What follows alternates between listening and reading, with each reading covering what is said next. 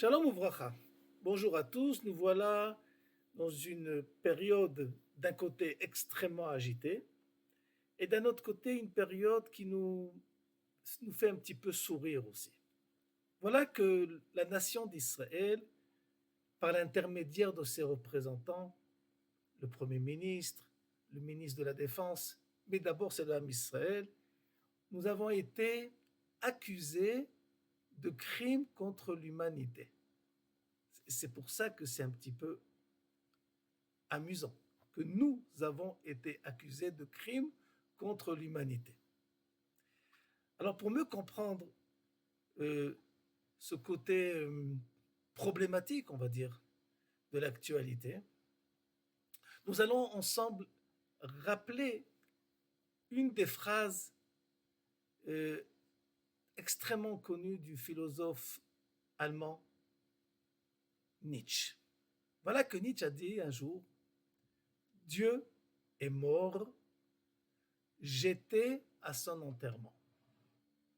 Je répète sa phrase assez forte et surprenante.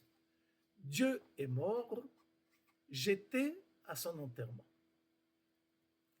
Et voilà que des années plus tard, un des rabbins en Israël qui s'appelait le Rav Tzvi Yehuda Kook a, dans un de ses cours, a ramené les propos de Nietzsche. Dieu est mort, j'étais à son enterrement. Et voilà que le Rav Tzvi Yehuda dit la chose suivante: j'étais avec Nietzsche à son enterrement. Ce qui est, sans rentrer dans le côté, on va dire, historique, est-ce qu'ils auraient pu se rencontrer, mais que le Rav Yehuda dit que Dieu est mort et qu'il y a eu un enterrement et qu'il y a participé, ça demande explication. C'est ce qu'ont posé comme question les élèves qui ont écouté ce cours en question.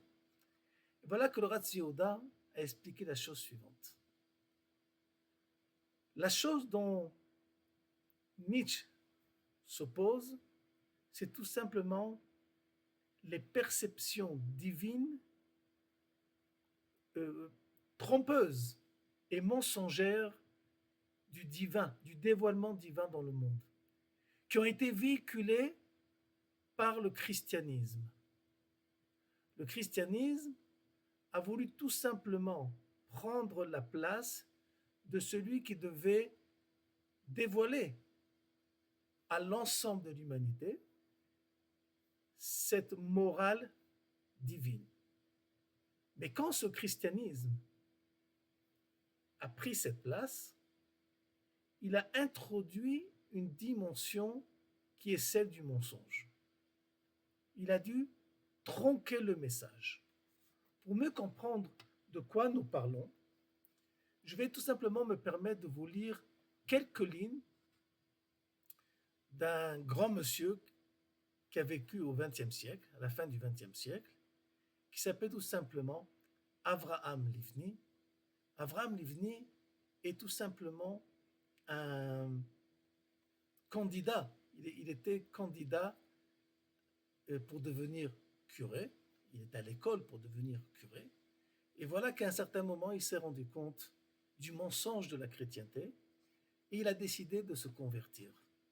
Il s'est converti, il a vécu en Israël et il a écrit un livre que chaque famille juive dans le monde doit avoir à la maison et étudier ce livre, le lire du début jusqu'à la fin plusieurs fois. Ce livre s'appelle Le retour d'Israël et l'espérance du monde. C'est un livre extrêmement important où il débat de tous les sujets qui ont un rapport avec la délivrance du Ham Israël et aussi de la relation entre le judaïsme et la chrétienté.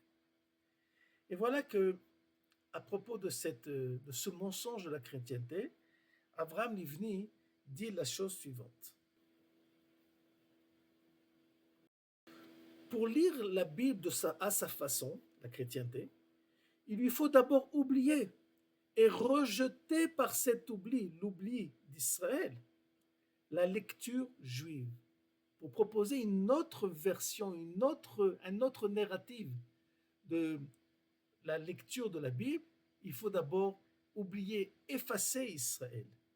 La lecture chrétienne n'est pas une lecture parallèle à la lecture juive.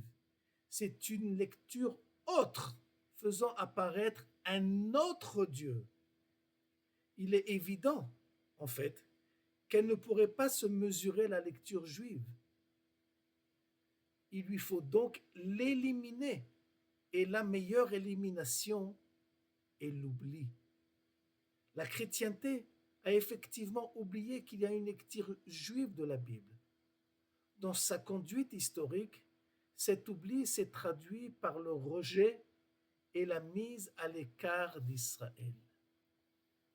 Ce qui s'est passé au tribunal international, c'est tout simplement l'application du patrimoine chrétien.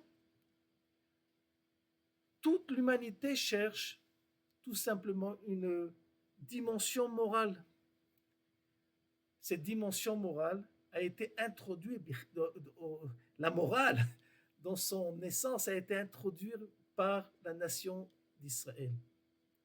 Mais à un certain moment de notre histoire, ce rôle a été usurpé, volé par la chrétienté.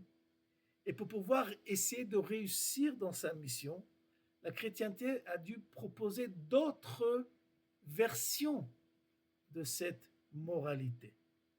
Comme par exemple, qu'est-ce qu'on doit faire? Quelle doit être notre réaction à nos ennemis? Comment pouvons mener une guerre de façon morale? Et voilà que la réponse à cette question ne peut être donnée uniquement que par ceux qui ont reçu le dévoilement prophétique de la morale, qui sont le Ham Israël. Alors, que va faire l'humanité imprégnée, même si elle est devenue laïque, mais imprégnée, influencée de culture chrétienne? Elle va tout simplement bafouer, essayer d'oublier, d'éliminer la notion de morale juive. Comment? En nous accusant de crimes contre l'humanité.